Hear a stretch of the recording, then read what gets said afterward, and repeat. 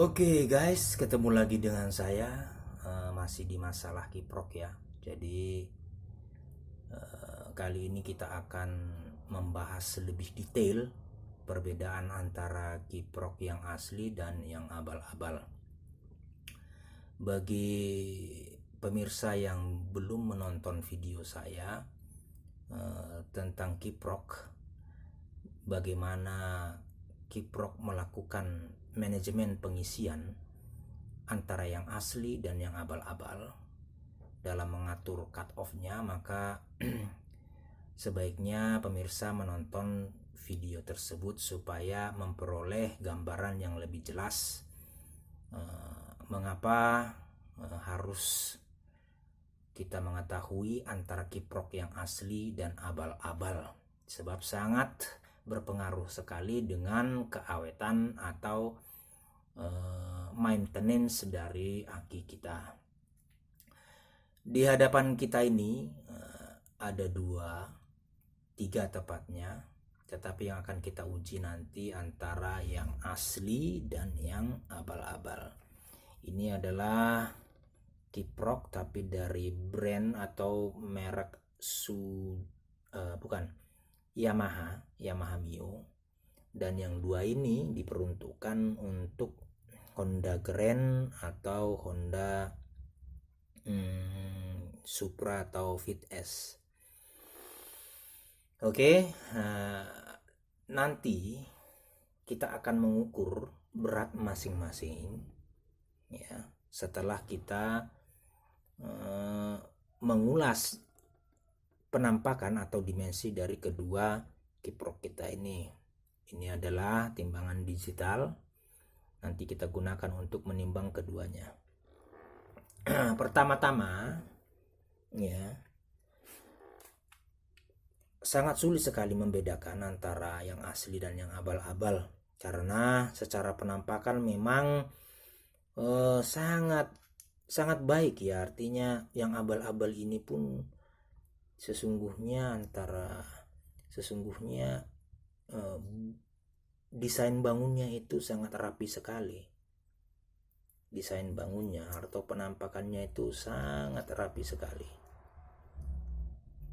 Tetapi kita lihat di sini, kalau kita mau jeli ada tampak perbedaan. Yang pertama itu dimensinya ya.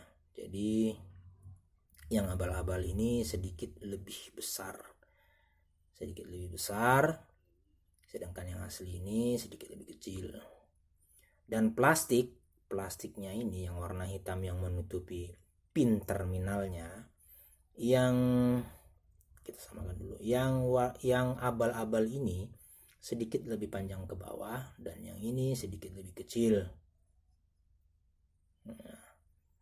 Tapi kalau kita mau beli kan agak repot kalau mau mengukur-ngukur dengan yang asli.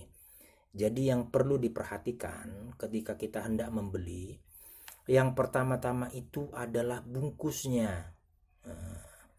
Jadi bungkus kiprok Honda Grand itu ditaruh atau dibungkus dalam plastik yang dilabeli dengan kertas warna merah, bertuliskan kalau tidak salah ingat itu regulator rekom atau regulator komprek, kira-kira seperti itu. Pada yang asli, kertas dan plastik atau labelnya itu merekat dengan baik sekali. Jadi ketika kita mengelentek atau membuka, mengangkat, jadi kertasnya itu tertinggal atau tetap melekat sebagian di plastiknya, jadi tidak bisa terangkat sepenuhnya.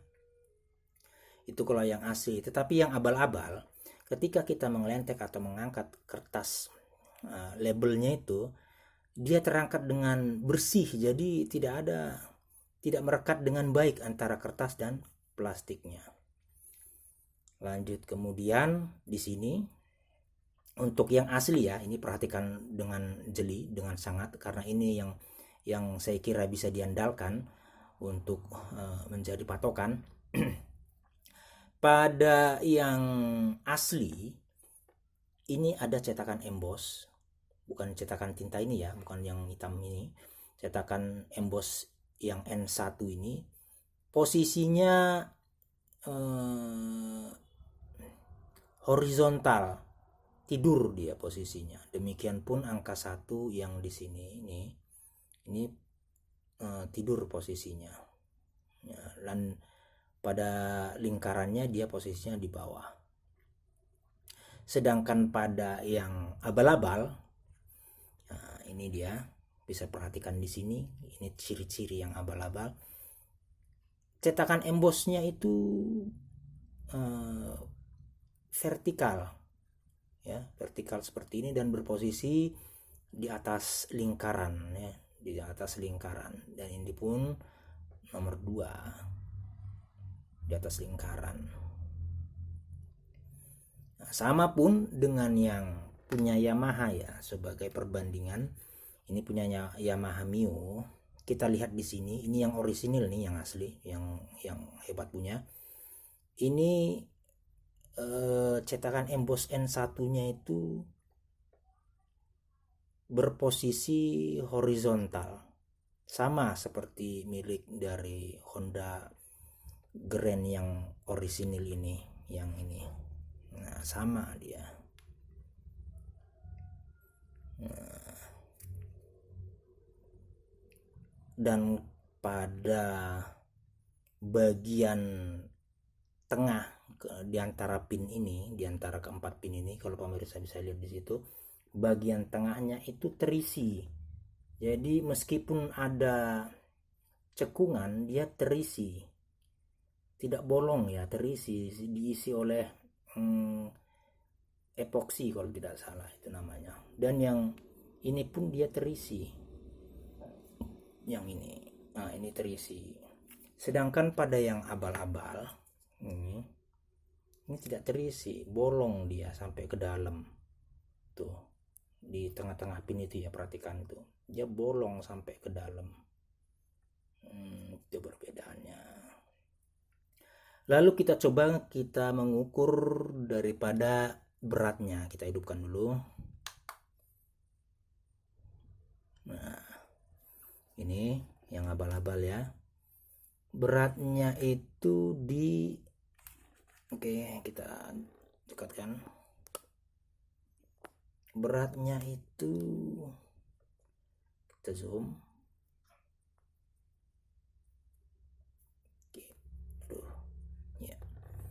Beratnya itu di 43,1 gram.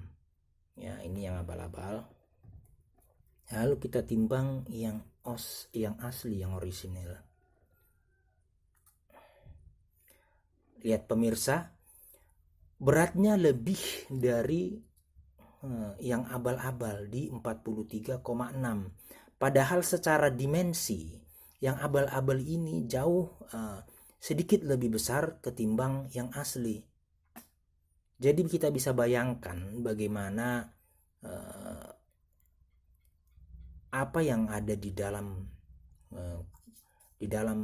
komponen yang ada di dalam yang asli ini jauh tentunya jauh lebih berkualitas ketimbang yang abal-abal ini. Jadi perbedaan antara yang abal-abal dan asli, yang asli ini meskipun lebih kecil, dia 0,5 gram lebih berat ketimbang yang abal-abal.